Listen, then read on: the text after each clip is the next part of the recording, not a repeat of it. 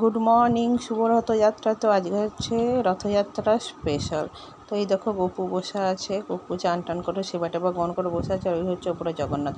তো রথযাত্রায় যেহেতু স্পেশাল মেনু তো হবেই। তো এই দেখো প্রথমে আমি নিজের মতো করে আজকে একটু নিজের মাথা খাটিয়ে বুদ্ধি খাটিয়ে পোলাও করব। তো এইখানে গরম জল বসিয়ে দিয়েছি, আর এই দোকানে চাল ভিজিয়ে চালটা আমি সেদ্ধ করতে দিলাম। আর করব তার সাথে হচ্ছে চিকেন কষা। তো তোমরা হয়তো অনেকেই বলবে যে আজকে রথযাত্রা, তো নিরামিষ খাওয়া উচিত, বা আজকে মুরগির মাংস খাওয়া উচিত নয়, মানে চিকেন খাওয়া উচিত নয়। তো আমার কাছে একটাই কথা হচ্ছে, আমি নিরামিষ খেতে পারবো না যতই আমার ঘরে গোপাল থাকুক। আর আজকে যেহেতু সানডে সেই জন্য। আর দ্বিতীয়ত হচ্ছে চিকেন, মটন বা ফিশ যাই হোক না কেন, তিনটেই প্রাণী, তো যেটাই খাও সেটাই হচ্ছে প্রাণী খাওয়া হচ্ছে।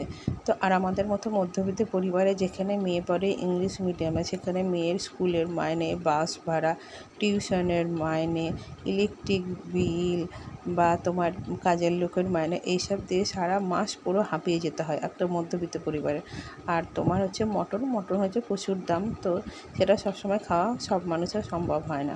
আর চিকেন, সেটাও তো কম দাম নাই, বলো তোমরা। তো যাই হোক, তোমাদের অনেক কিছু জ্ঞান দিলাম। এই জ্ঞান শুনতে শুনতে দেখো আমার অনেকটা কাজ এগিয়ে গেল। এখানে সাদা তেল কড়াই দিয়ে গরম হয়ে গেল, তার মধ্যে আমি গরম মশলা, শুকনো লঙ্কা, জিরে ফোড়ন দিয়ে দিলাম, আর তার সাথে কাজু ও কিশমিশ দিলাম। আর এইদিকে দেখো আমার চালটাও সেদ্ধ হয়ে গেছে।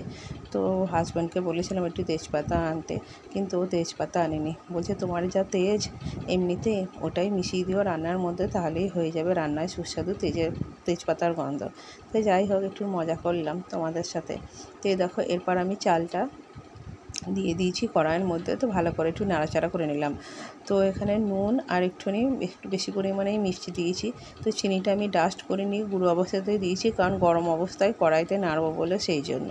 তো তারপরে ভাবলাম যে এই সবই দিলাম যখন, তো একটু সামান্য হলুদও দিয়েছি, যাতে সাদা ভাবটা কেটে যায়। মানে সাদা ভাতটা খুব ফ্যাক করছিলো, সেই জন্য হলুদ দিয়ে একটুখানি জাস্ট একটু হলুদ ভাব করলাম। তো এরপর ভাবলাম যে চিকেন যখন আছে, তো চিকেন একটুখানি ওর মধ্যে মিশিয়ে দিই, তাহলে আরও জিনিসটা সুস্বাদুও খেতে ভালো লাগবে। তো যেহেতু নিজের মতো করে বানাচ্ছিলাম, তো নিজের মাথার মধ্যে যা আসছিলো তাই করছিলাম। তো এরপর আমি চিকেনগুলোও দিয়ে দিলাম ওর মধ্যে। একটুখানি চিকেন ভেজে চিকেনটার মধ্যে একটু কিছু পরিমাণে রসুন আর আদা মিশিয়ে চিকেনটাকে ভালো করে ভেজে নিয়ে ওই রাইসটার মধ্যে ভালো করে মিশিয়ে দিলাম। আর তার সাথে সামান্য একটু গোলমরিচও দিয়ে দিলাম, যাতে টেস্টটা আরও একটু অন্যরকম লাগে। তো খেতে তো খুব ভালোই হয়েছিল, তোমরাও একটু বানিয়ে দেখতে পারো, দেখবে অসাধারণ লাগবে। আর সেই গড়াপেটা বিরিয়ানি বা তোমার সব রকম সবজি দিয়ে পোলাও, সেটা সবসময় ভালো লাগে না। তো নিজের মতো করে একটুখানি ট্রাই করতে ভালো লাগে। তো এরকম নতুনত্ব একটা নিজের মতো করে করলাম, ভালোই লেগেছিলো। তোমরাও এরকম করতে পারো। তো দেখো এত বক করতে করতে এদিকে আমার চিকেনটাও ভাজা হয়ে গেছে, আর ভালো করে আমি মিশিয়ে নিয়েছি মিক্স করে। তো এরপর আমি তোমাদেরকে আর চিকেন কষাটা দেখালাম না, কারণ চিকেন কষা একঘেয়ে আর কি দেখাবো, সেই জন্য রাইসটা যেহেতু নিজের মতো করে বানালাম, সেই জন্যই তোমাদের সঙ্গে একটু শেয়ার করলাম। তো এটার কি নাম দেওয়া যায় সেটা ভেবে পেলাম না, যাই হোক একটা নাম দিয়ে দিলাম। তোমরা নিজেদের মতো একটা করে নাম দিয়ে নিও। তো এরপর কিন্তু খেতে তো খুবই ভালো লাগছিলো বেশ। এরপর দেখো চিকেন কষাটাও আমার হয়ে গেছে, একটু লাল লাল।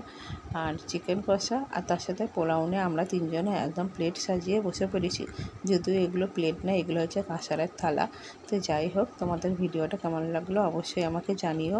আর যদি ভালো লেগে থাকে অবশ্যই বাড়িতে এরকম করে তোমরা পোলাও রান্না করতে পারো। আর আমাকে একটুখানি চ্যানেলটাকে সাবস্ক্রাইব করে আমার পাশে থাকতে পারো। তো সবাইকে জানাই শুভ জন্মাষ্টমীর অনেক অনেক প্রীতি, শুভেচ্ছা ও ভালোবাসা। তো এরপর চলে আসবে আমাদের বাঙালিদের সবথেকে বড় দুর্গা পুজো। তো তোমরা প্রস্তুত থেকো।